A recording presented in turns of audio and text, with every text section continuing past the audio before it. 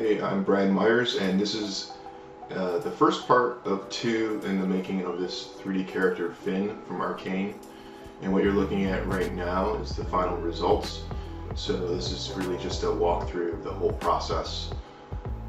So it starts off with a speed sculpt that gets eventually taken into Blender, more for like a look dev type render. And this first whole section is Zbrush and Substance Painter, and then the second part is Blender. The first thing you saw me doing there actually was loading up Spotlight. Those images on the side are there because that's part of how Spotlight works. It enables you to look at images on the side and then eventually overlay them. And then the sculpting that you're seeing me doing at the moment is this 3-stage planar bust process that you can use for creating base meshes. It's the way that I approach making base meshes to focus on the important forms as I get through it. So when making a base mesh, really the most important part is the anatomy, and the best way to get the anatomy right is to focus on primary shapes first and make sure that those are in the right place, and then working towards secondary, tertiary. But that's really what sculpting is all about, is those 3 things: primary, secondary, and tertiary form. This is the best way that I know to do it. So if you're interested in learning more about it, or you want references, you can see I'm literally following my own tutorials that I have on ArtStation for this planar bust process. And I encourage you to take a look at that to get a better idea exactly how I'm approaching this and what I'm doing. And it's a good practice, and you can actually use what I have there. There's marmoset viewer models that you could even use for painting and stuff like that. It's pretty handy because you can just move the lighting. So it's a lot like having your own planar bust model on your desk. It's pretty convenient, I think. So really this whole first part is the planar bust section. I take my time, so the video is clearly sped up quite a bit. The sculpting portion of this took roughly 20 hours. Well, it's actually between the whole first part of this, rather. So that's sculpting, Substance Painter, and then initially getting into Blender. And even though this is a stylized project, being like an Arcane style that I'm going for, which I'm not trying to match 1-to-1 exactly, but I'm trying to get the likeness.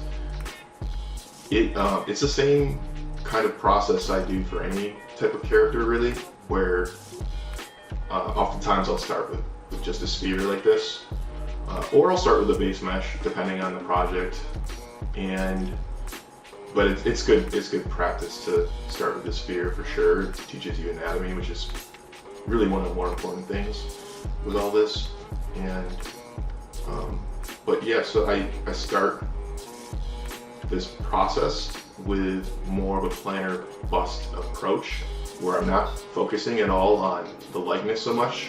It's actually like, at this stage, I'm barely even looking at my references. I don't even think I necessarily do look at them in maybe this entire stage, or I'm just imagining them, really, rather than really observing them.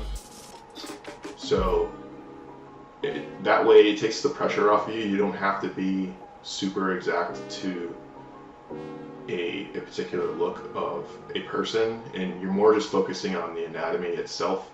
And so you saw me earlier pulling up the planar bust models there that I have on my website, and that's really my reference at this stage. Just trying to make sure that like ears are in roughly the right place, and eyes and nose. These types of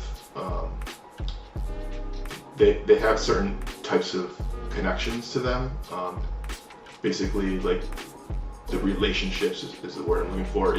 Those relationships are super important in terms of making something look right. If you have, if you start drawing an eye and it's just like the size of a wall, at that point you have no relationships, so it doesn't really matter. If you drew the next eye and it was half the size of the wall, you'd look at it and say something's wrong here. This can't be a face. So that's just a really basic example of how it's really these relationships that matter the most, and that's one of the reasons why you want to approach this as more like a three-part stage of primary, secondary, and tertiary.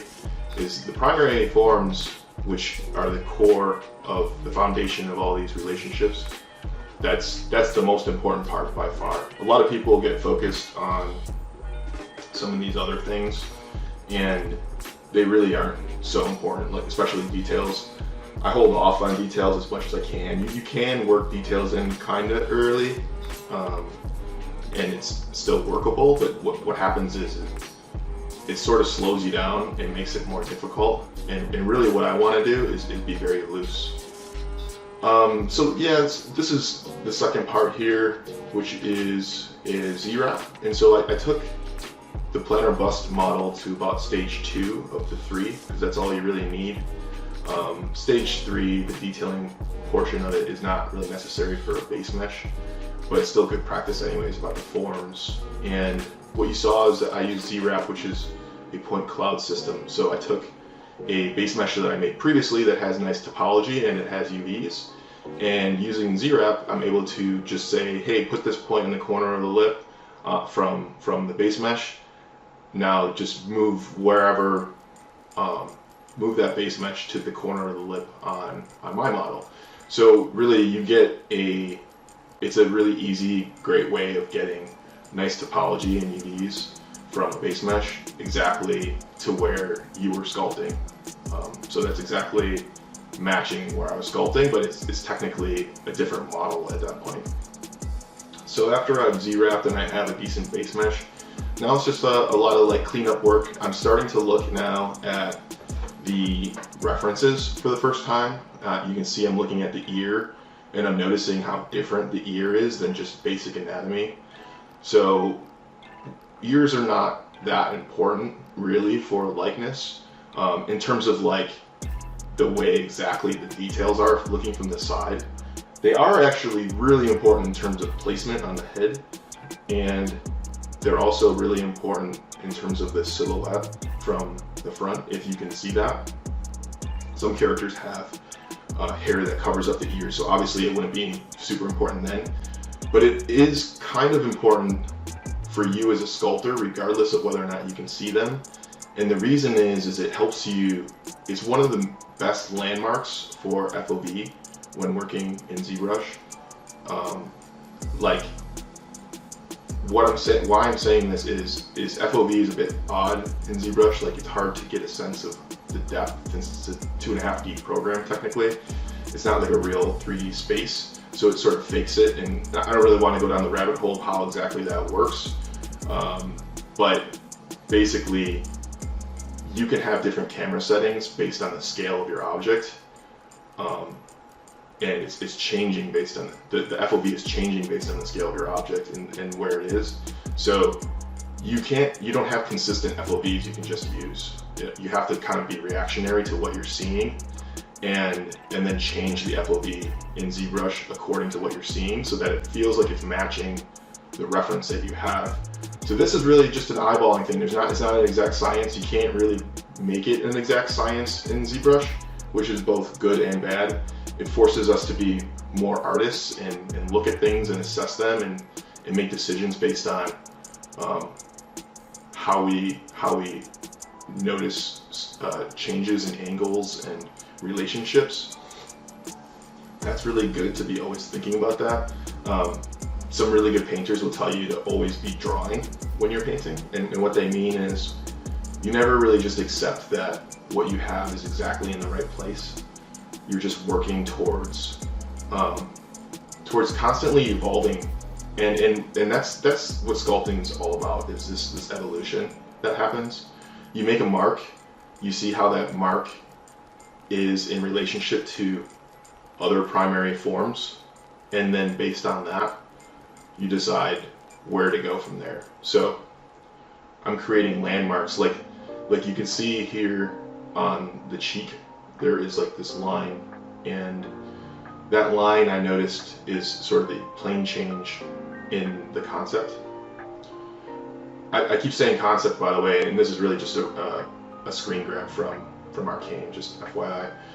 But anyways, the that little line there is really just like my best guess at where in space that plane change exists, and I know I'm probably not going to be exactly right. In fact, I'm sure like you'll never be exactly right, especially early on. And it's just a matter of trying to get closer and closer and closer. So this part here is blocking in the mask, and what this is kind of the first part of hard surface that you'll see, because he has some hard surface on him. I think it's really cool that he has hard surface because it's interesting material breakup, and that's one of the reasons I decided to work on this in the first place. But yeah, so the hard surface process, I use zmodeler, which is a way of just modeling things. So what I really did there is I just duplicated the mesh, I masked some of it, and then I deleted the hidden, and then I hid by the mask, and then I deleted the parts that I wouldn't need. So then I just had like a selection of just the surface in that mask area.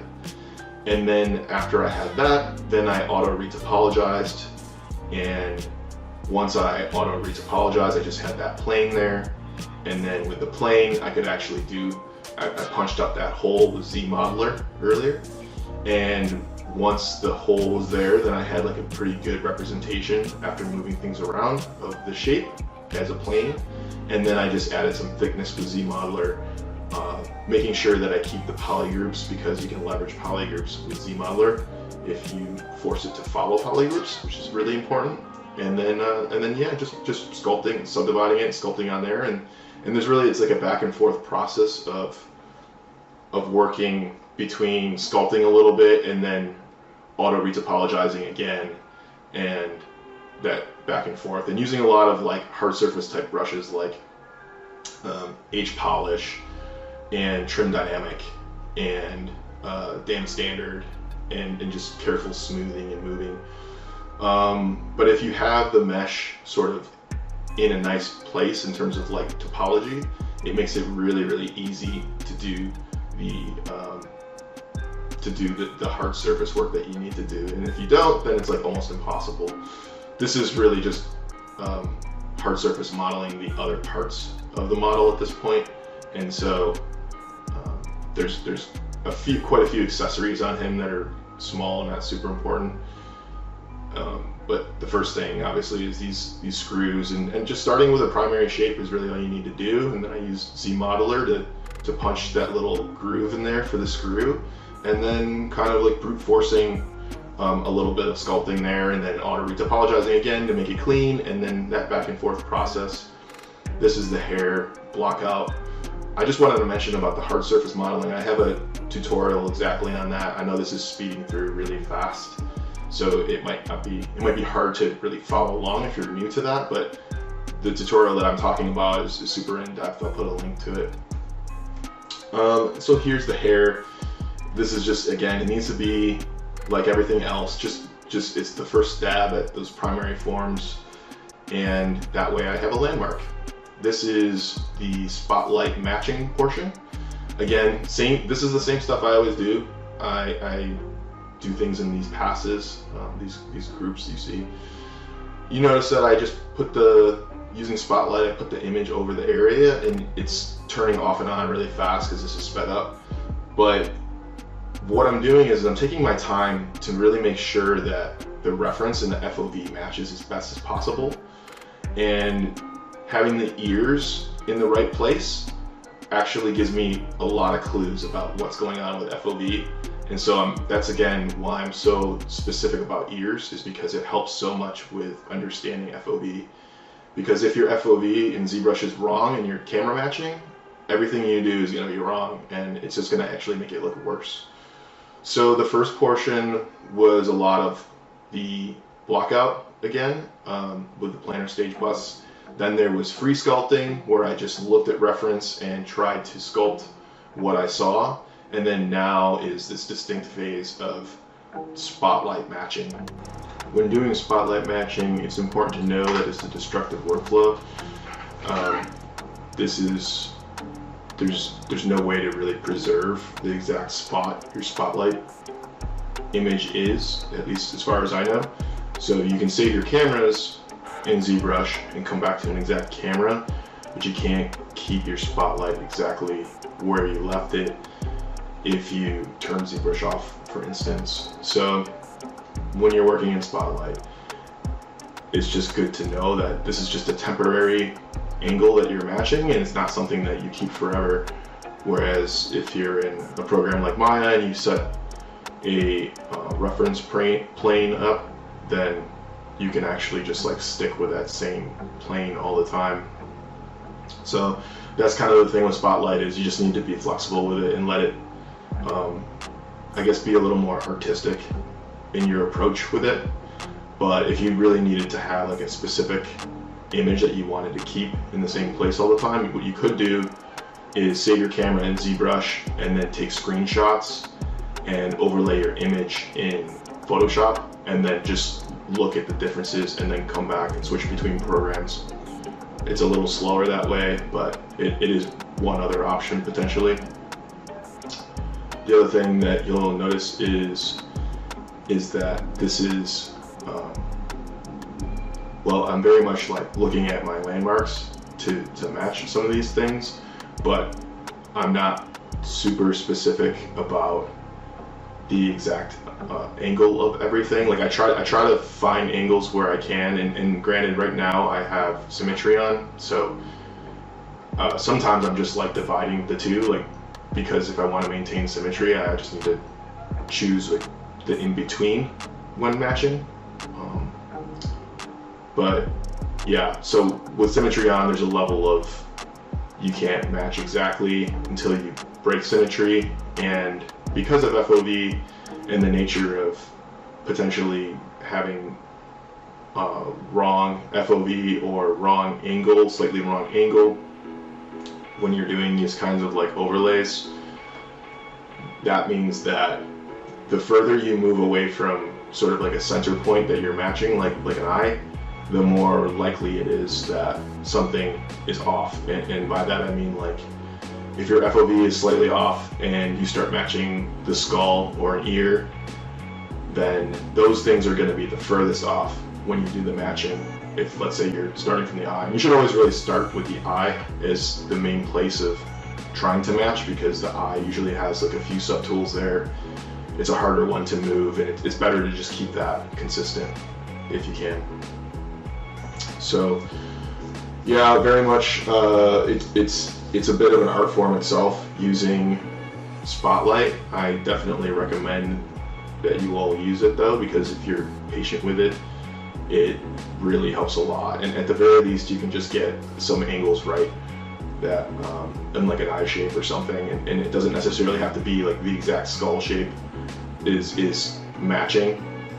Focusing on smaller parts sometimes is easier or better to do, and then you just move it to another angle, and then you focus on another part and allow it to be a little bit destructive that way, where you're just trying different references from different angles and not really super committed to any specific angle. And that kind of goes back to the whole always drawing thing, is just realizing that you're not going to be perfect, but you're trying to get closer and closer as you do this.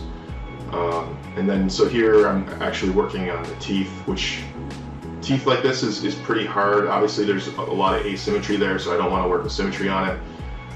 And when you have like these shapes that are sort of overlapping, or there's a lot of dependency on the depth of it, it can be tricky to find out exactly where that lands.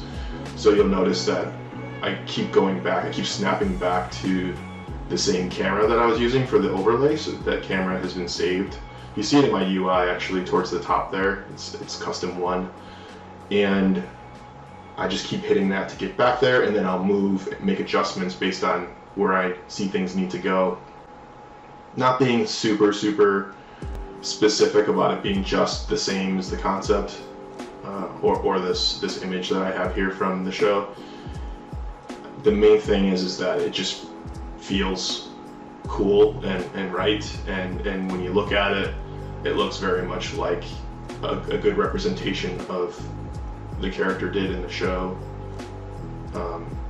And you just never know what's going on in an image. If it was a 2D image, it's likely that the image isn't drawn with perfect perspective, and so you can get in a place where it's almost impossible to match something exactly because it's just slightly inaccurate.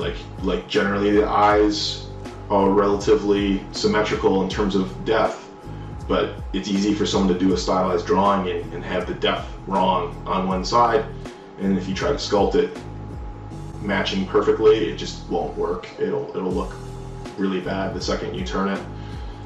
So keeping your references in mind and thinking about like what is the best way to like convert and translate your reference is really one of the key things. Like analyzing your references is super important, and just knowing what they're good for. Now in this case, because it's a 3D model that is my reference from the show, I know that it really works out in 3D space, but I don't know things like, hey, is that screw like actually perfectly flat like a screw typically is, or is it sort of stylized and sort of bent a little bit and they just let it be like more of a fun form that's not totally realistic.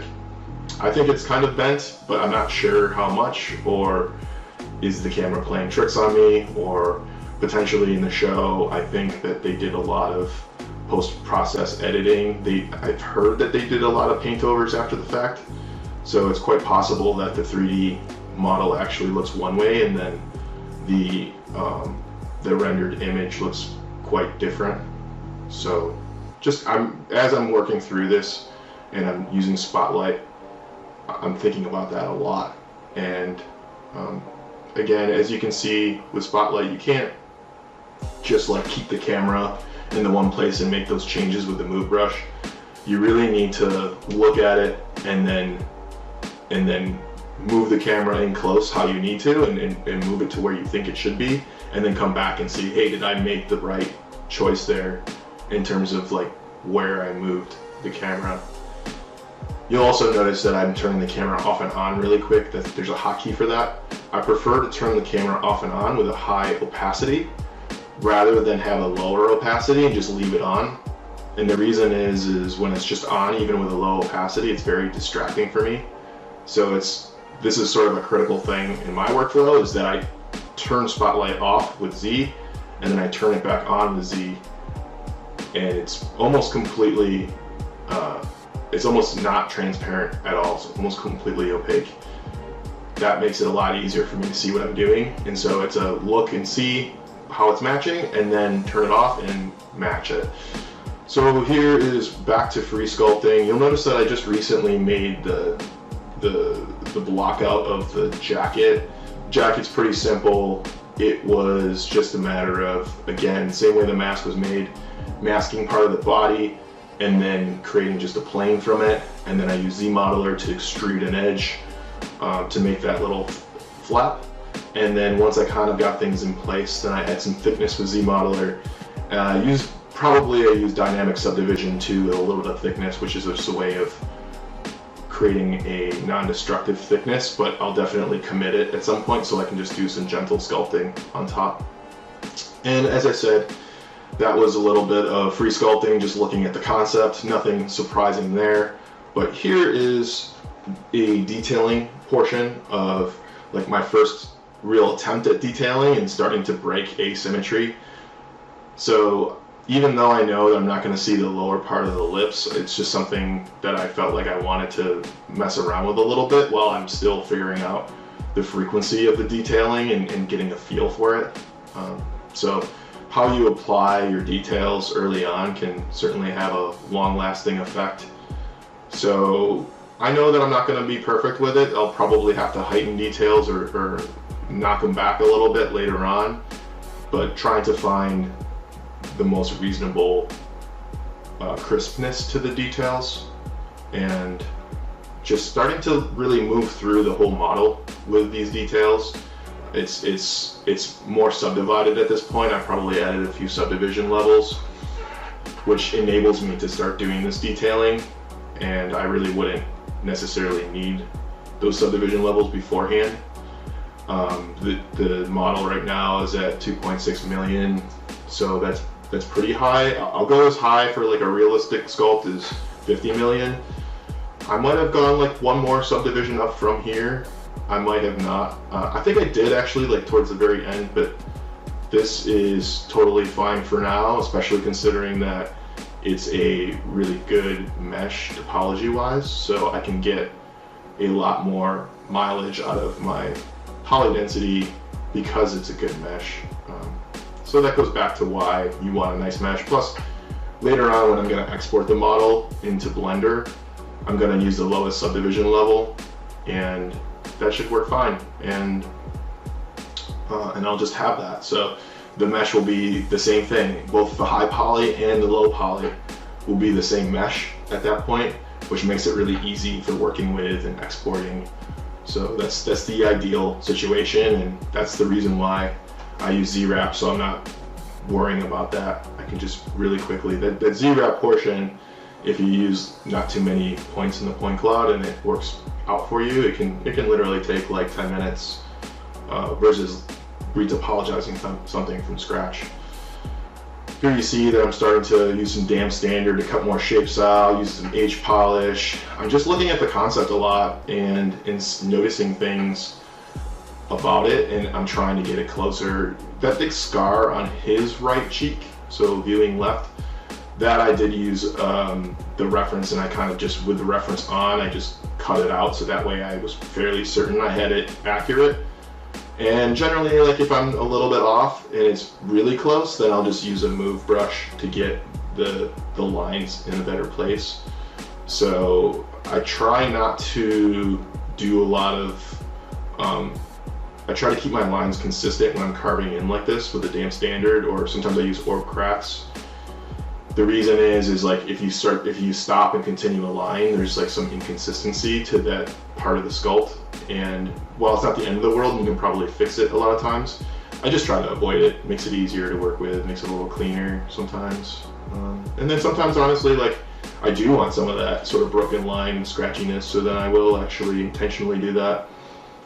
And in terms of like the way that I approached that scar specifically, it was actually probably an orb cracks or damp standard, and then just literally a little bit of a standard brush on the edge to create a little bit of a highlight. If it was, I never really just do like straight damp standard or cracks to make a cut. If you do that, it feels very CG. It feels like the brush was just, like I can actually look at somebody's model and see if they did that and say, oh, you use this brush here, and it looks kind of CG, because there's a certain level of breakup that happens in real life and in paintings, and if you just leave things like too crisp, too perfect, single stroke, it's gonna feel that way. And a lot of like what I do is sort of, you can model a screw and make it sort of perfect, and it's gonna have like the right accuracy in terms of the depth and everything, and it's gonna be perfectly round and all that. That's great. But I actually explicitly don't want that. If I just try to make something perfect and it's not so perfect, there's a certain level of imperfection there that I feel like carries over, and it actually looks a lot better than something just being like totally perfectly modeled. And if you get really good with the modeling tools, like so you see I'm working on the teeth here, and those teeth need to be like pretty clean, as you can see. It would be really hard to do if I didn't have a lot of practice working with hard surface sculpting in ZBrush. Again, there's that tutorial that can give you a heads up on like how to do that and how to approach it specifically. But if I didn't have this experience, I would probably be banging my head against the wall the whole time, and I'd feel like it was impossible. But once I've gotten used to it and I've gotten better at it, I've found that it's like faster, it's less stressful to work that way, and I wind up getting better results that are more artistic. So definitely recommend at least trying that and getting, if it's out of your comfort zone, like trying to do that. And again, like one thing for me too is it's just more fun. I'd rather stay in Zbrush and do that than try to get into Maya and get it back in the same place. And I try to avoid leaving Zbrush if I can in most cases, and I find that there's not a whole lot of cases for me at this point where it's faster to leave Zbrush. So I generally just stay in here and do everything that I can. Adding a few final little pieces. I noticed that like there's this sort of, that wasn't his skin just showing through that hole, so I've added a plane there, added some thickness, just like a little something. I know it's like completely dark, so you're not gonna really see it, but I just needed to make sure that the skin wasn't poking through. And here I'm polishing the screws and adding a little bit of detail. I think that like, so I wanted it to be, I noticed that in the concept it was like very faceted looking, and I didn't want to just paint that in. I suspect that maybe it was actually just painted in the show.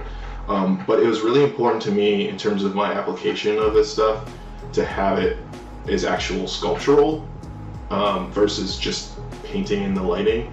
And the reason is like when you start painting in lighting, it actually will break the model in terms of like when you start turning it and showing it in 3D. It'll just look like it's not lit, and it's just an image, and now you're just rotating a plane almost. So I wanted to avoid that, and that was one thing that I explicitly moved away from with the way that they did it in Arcane.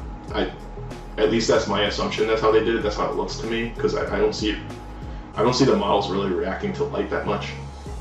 As you noticed there, the title that came up, that was I'm moving into the polypainting phase here, and when polypainting, again, I know that I'm gonna have to like sort of like add some extra value in there, like beyond what I normally would. Like you see that I just did it there in the nose, and so in a way that's kind of like baking in lighting, but I'm positive that I need to have some subtle balance there. I just want to be really, I don't want to be too heavy-handed with that because I'm afraid it's gonna really mess it up. But when painting, it's about color zones of the face and just getting in there and getting things blocked in. What you see here now is UVs. UVs in Zbrush are pretty simple. Mostly I'm just using polygroups to create the islands, and then I just hit unwrap and let it do its thing. So I know that like the bottom of a bolt needs the bottom side to be its own island, and then I just let the top be its own island by creating those polygroups, and then I hit unwrap. And so a lot of like what I'm using here is this group front method with polygroups, so that it groups the viewing front. So you can see, then I can just group a back part of a screw, and then when I have those polygroups set up, then I hit unwrap and good to go. Sometimes you want to get a better layout for your UVs, so you might want to bring it into Maya, but I wasn't too concerned with it. I think I might have manually edited a little bit in the 2D mode in Zbrush, but that's not the best way to work, to be fair, but you can. This is working on the detailing the eye. So what you see here, me moving around, is just like a water, like a tear line for an eye. It gives you like a little subtle reflection between the eye and the model, and so that's handy to have. Plus I just did the eyelashes, which I noticed were super subtle there. And so now I'm exporting to Substance Painter. In Substance Painter, the first thing that I do is import the model, and then it just needs to be the stuff that I'm going to use in terms of textures. I think I used pretty much everything in this particular project, so everything is there. I just need to make sure that I have a reasonable subdivision level that I'm exporting to Painter, and then I'm importing my Polypaint, of course, and now I'm doing my bakes. So I decimated high poly versions of the mesh that I needed, and then I used those highs to bake onto the low.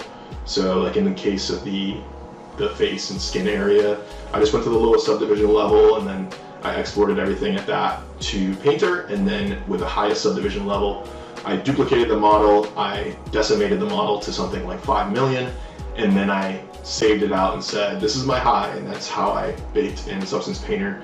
Substance Painter actually has an improved UI for baking, which is making me feel like I might use it more, but I prefer Marmoset for baking for a number of reasons, and I'll usually use that if I'm trying to create a higher quality thing, but in this case I felt like it might be a little faster to do it this way, and yeah, part of the experimentation of noticing that some software has changed and maybe there is now a better way to do something. So that's very much like how I work, is I try to evolve my pipeline as much as I can, and I'm starting to feel better about some circumstances for baking in Painter, so I'll start doing that. It might make it faster for me.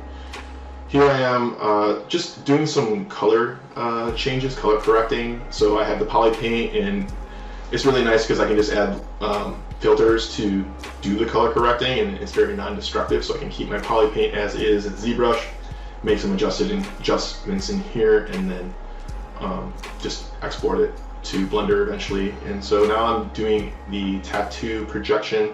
You just need to do a planar projection, and then you can actually warp that planar projection. There's some really great tools for that. As you can see, it makes it pretty easy.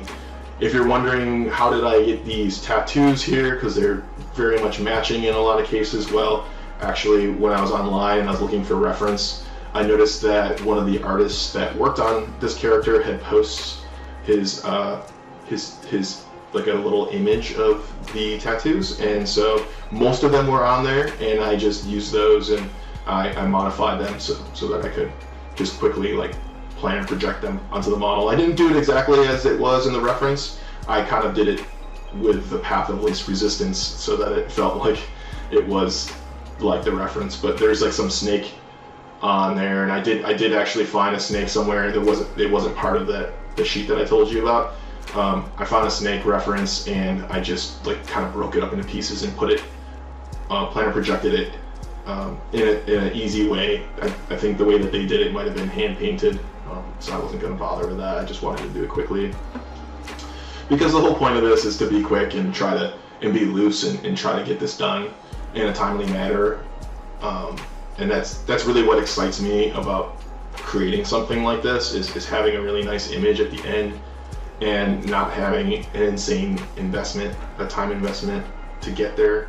So when working in 3D, it is a very time intensive thing. Like this first part where I told you I spent roughly 20 hours before getting into Blender, sounds like a really long time for most people, I imagine, especially if you work mostly in 2D.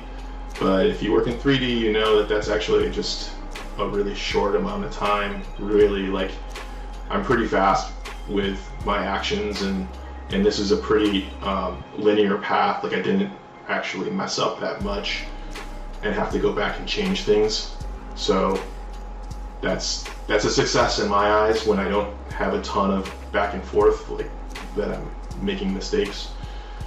And even with that said, it still took as long as it took. So if you want a certain level of polish, it's just going to take some time when working in 3D, and a lot of this becomes a matter of sort of weighing the pros and cons of spending time on certain things. And I know that for me, I have a certain quality that I feel I need to reach, and based on how quick I am with things, this is just where I landed, and pretty happy with that result. So right now I'm doing some more detailing. So like you might have noticed that at this point, I believe I did actually export the textures that I blocked into Blender. And once I've done that, what I notice is that there's a lot of things that I want to fix when I see it in context of the renderer.